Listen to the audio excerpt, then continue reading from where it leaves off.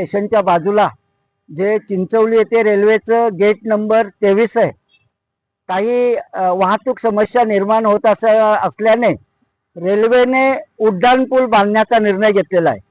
पण रेल्वेच्या या उड्डाणपुलाबरोबर वाहतुकीच्या ज्या समस्या आहेत त्या समस्या सुटणार आहेत, पण हे करता करता इथले स्थानिक रहिवासी आणि इथले स्थानिक शेतकरी बाधित होणार आहेत।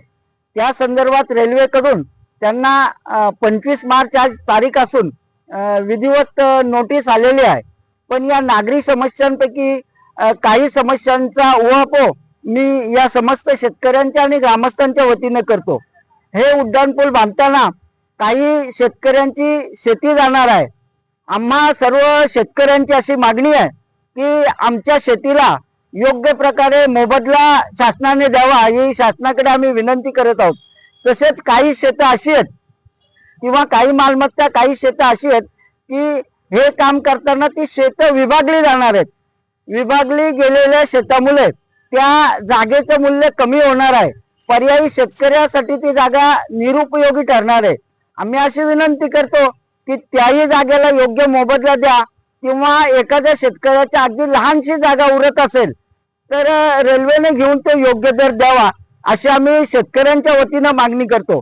तसेच हे उड्डाणपूल बांधताना चिंचवली येथील ग्रामस्थांचे देखील काही अडचणी आहेत।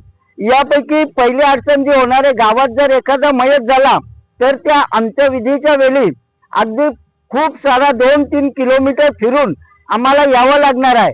तर आम्ही प्रशासनाकडे, रेल्वे प्रशासनाकडे विनंती करतो की आम्हाला एकतर पर्यायी रस्ता द्यावा अथवा भुयारी मार्ग काढून द्यावा। तसेच इथे दरवर्षीप्रमाणे गोविंदा उत्सव होतो, गणपती उत्सव होतो। मग रेल्वेच्या वरच्या पट्ट्यातले लोक गणपती गौरी विसर्जनासाठी गावात जातात, त्यांना सुद्धा तशीच समस्या उत्पन्न होणार आहे। सालाबाद प्रमाणे दरवर्षी येथे श्रीरामांच्या मंदिरात राम जन्मोत्सव होतो, त्यावेळी आपल्या तालुक्यातील बीड बुद्रुक येथून श्रीरामांची पालखी येते।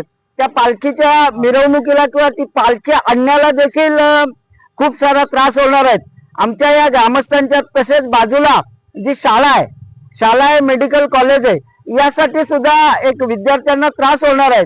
तर आम्ही रेल्वे प्रशासनाकडे शेतकऱ्यांच्या वतीनं मागणी करतो की त्यांच्या जागेला योग्य मोबदला द्यावा। ज्या शेतकऱ्यांची विभागणी होणार आहे शेतीची, त्यांना त्या जागेचं आणखीन योग्य त्यांचं मूल्यमापन करून योग्य दर द्यावा व ग्रामस्थांच्या ज्या समस्या आहेत त्या समस्यांचा योग्य त्यांना मार्ग काढून आम्हाला पर्यायी रस्ता द्यावा, एवढी रेल्वे प्रशासनाकडे शेतकऱ्यांच्या वतीनं आणि ग्रामस्थांच्या वतीनं चिंचवलीकर ग्रामस्थ करत आहोत।